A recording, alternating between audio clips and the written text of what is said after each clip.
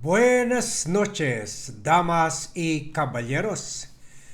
Before we call it at night, gusto lang natin ihabol itong panibagong update sa kaso ni Harry Roque and also the actuations ng ambassador natin dyan na si Ambassador Luli Arroyo Bernas na anak ni former President Gloria Macapagal Arroyo.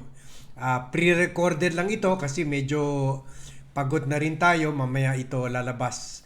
So, hinahabolan natin ito dahil sa request ninyo. Alam nyo naman, napakalakas nyo sa akin. Marami kanina sa last vlog natin nag-request. But anong masasabi nyo doon sa interview ni Luli Arroyo sa GMA7 kung saan gumawa na siya ng pahayag ukol dito sa mga akusasyon, sa mga usap-usapan na kinakandong niya si Harry Roque. So, alam nyo, very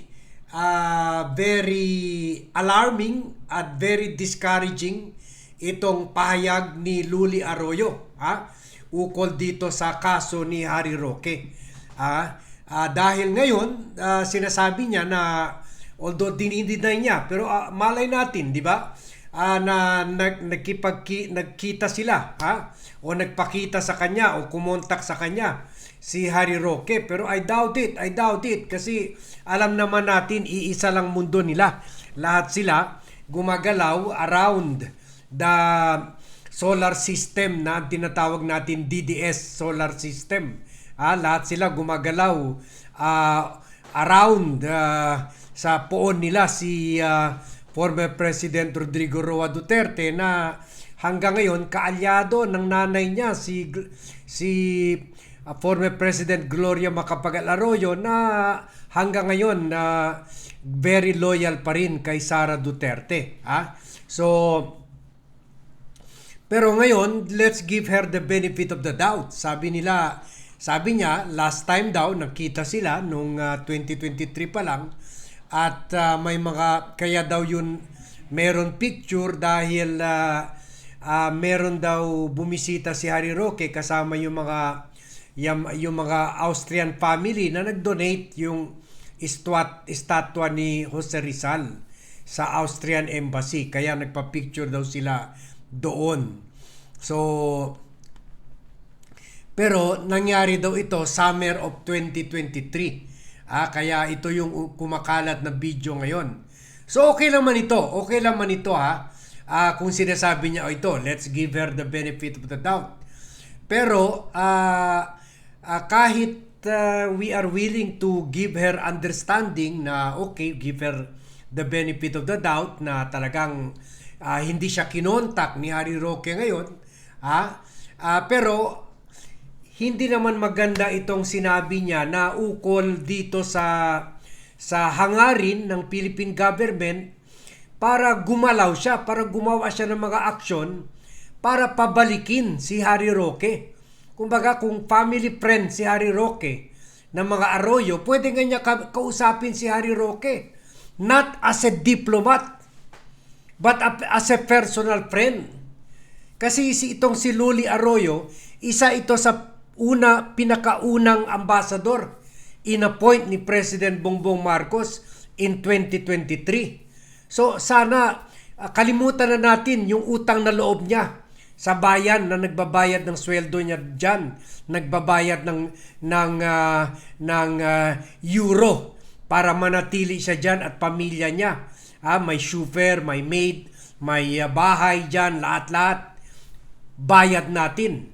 Kalimutan na natin yan. Isipin na lang niya yung utang na loob niya kay President Bongbong Marcos na nag-appoint sa kanya. So, with that, dapat as a family friend, pwede niya kausapin si Harry Roque, pwede niya kumbinsihin. Attorney Harry, umuwi na lang po kayo. Kasi malaking serbisyo magagawa niya sa bayan kung makonbinsi niya si Harry Roque o kaya yung magbigay lang man siya ng ng mga update kung sino ba mga pamilya na kumukupkup kay Harry Roque, or tulad nung sinabi natin noon, pwede siya makipag-audience sa Ministry of Foreign Affairs dyan sa Austria, or even the President, para warningan sila na wag bigyan ng amnesty, wag magbigyan ng political umbrella, political protection itong si Harry Roque, at wag ito bigyan ng political asylum dahil he is not being persecuted for political beliefs or political action, kundi criminal action. Ang issue pa naman ay human smuggling.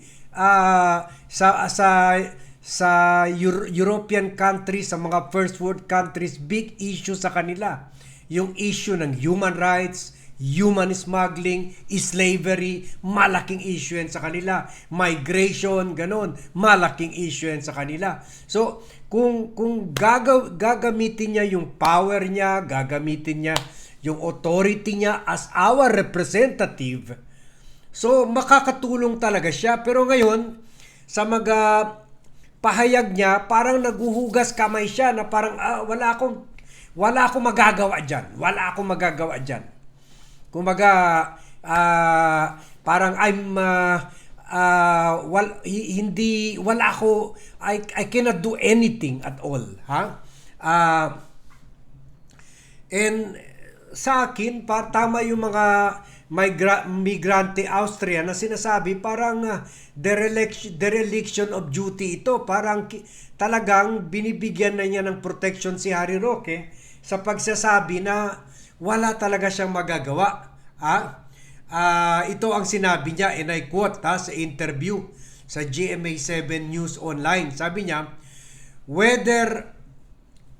wala daw siya authority para tulungan si Harry, para gumawa ng anuman aksyon sa kaso ni Harry Roque. Sabi niya, whether Mr. Roque is allowed to stay in Austria and other parts of Europe without a valid Philippine passport is within the exclusive purview, control, and discretion of Austria and other countries he visits. So, parang nagiging technical lang siya. Hindi naman i-issue dito yung pag-ikot-ikot niya dyan using Philippine passport. Ang issue rin dito, yung nag-a-apply siya ng political asylum dyan. At tulad ng ginawa niya sa the Netherlands, niloloko na naman niya ang mga Austrian officials into believing na kaya umalis siya sa bansa dahil politically persecuted siya, hindi siya gumawa ng krimen. The same krimen na kaya nakakulong si Pastor Apollo Kibuloy. The same krimen na kaya wanted sa Amerika by the FBI si Apollo Kibuloy. Qualified human smuggling, a very serious human rights issue sa first world countries.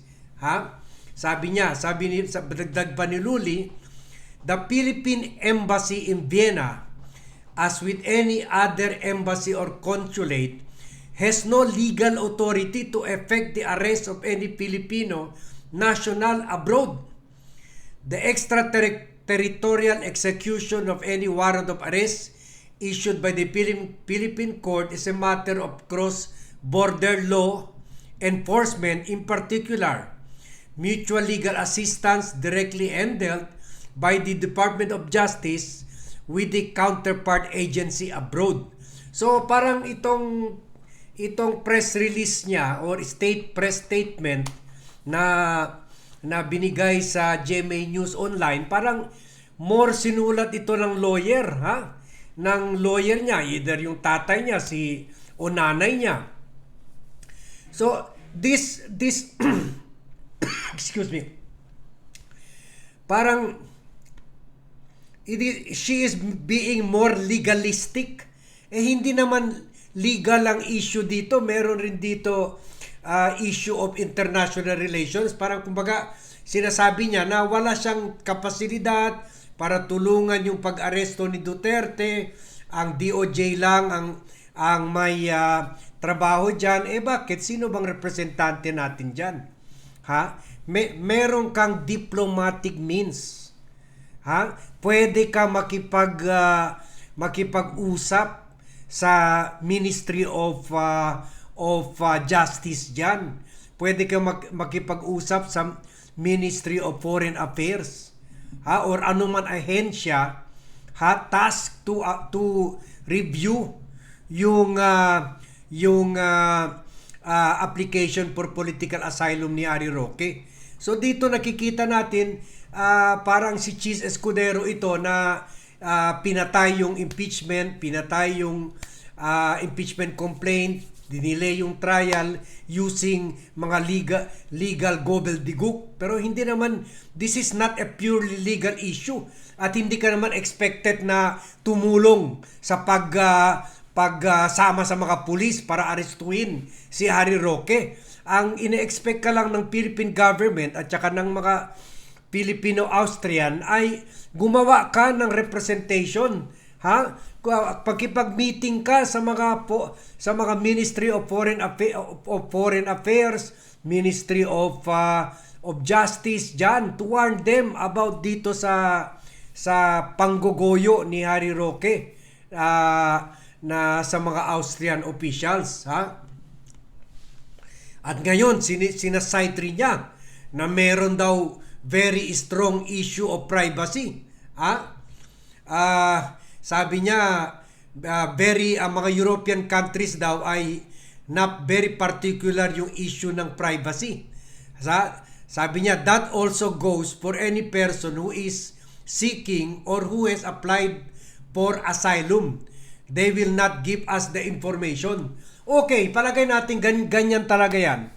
Pero, bakit hindi ka naman kailangan ng impormasyon from the Austrian officials? Kailangan ikaw ang magbigay ng impormasyon sa kanila na itong si Harry Roque, niloloko kayo. Kaya na-kick out na ito sa the Netherlands.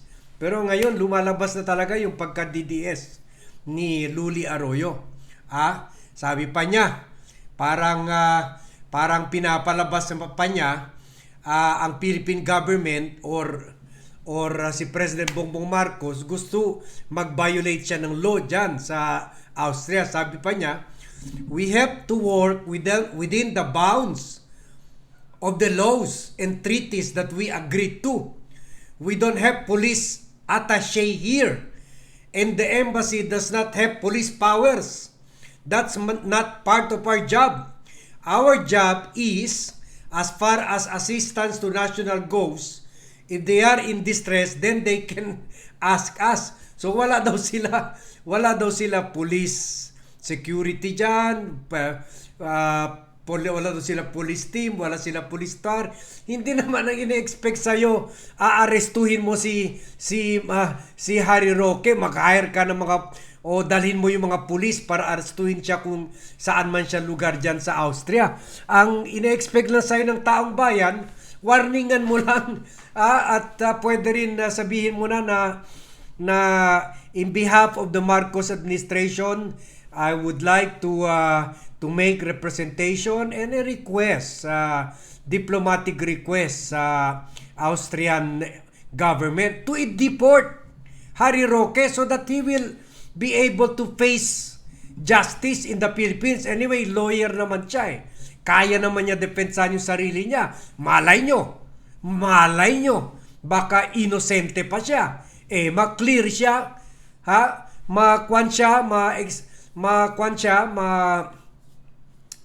ma-declare siya na o ma-drop yung kaso sa kanya, di pwede siya bumalik ulit. At kung gusto niya na mag-migrate na yan legally sa Austria, pwede niya gawin. Malay nyo, ma-drop pa yung mga kaso sa kanya, sabihin walang basehan. Pero first things first, dapat pauwiin muna yan. Yan lang man hinihingi ng taong bayan. Hindi naman natin gusto na si Luli Arroyo magsuot ng military attire, mag-lead ng police contingent, Austrian police, para arestuin si Harry Roque. Parang ginagago pa niya tayo, parang gusto niya ipalabas. Ine-expect natin yan ang gawin niya. Hindi naman ang gusto lang natin ay gumawa siya ng hagbang para ibalik dito si Harry Roque. Yan naman ang gusto natin sa kanya. Parang yung mga embassy sa Portugal na inutusan na gumalaw para humanap ng paraan para pa-extradite o para ma-kick out dyan sa Portugal si Congressman Saldico. At syempre yung US embassy rin na inutusan na para gumalaw para ibalik na si Manny Bonoan na overextended na yung stay dyan. At siguro na expire na yung visa niyan. Di ba sabi ni Ombudsman Boying Remulla, baka matapon na yan ng ICE pabalik sa Pilipinas. At ganyan rin, gumalaw rin yung Philippine Embassy dyan sa Timor-Leste para ibalik si Arnie Teves. At ganon rin, gumalaw rin yung Philippine Embassy sa Indonesia para ipabalik sila Alice Guo. So, yan. So, ngayon nakikita natin na talaga naman parang nililigaw lang tayo, parang ginagamitan tayo ng mga legal legal gobbledygook. Nakakainsulto yung mga itong pahayag ni Luli Arroyo, kaya dapat siguro wala nang pakinabang yan. Pabalikin na lang yan sa Pilipinas. Wala na. Hanggang nandyan yan, hindi mapapauwi dito si Harry Roque.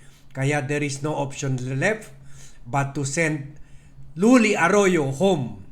And when you send Luli Arroyo home, baka mapapabilis pa yung pag-kick out dyan ni Harry Roque.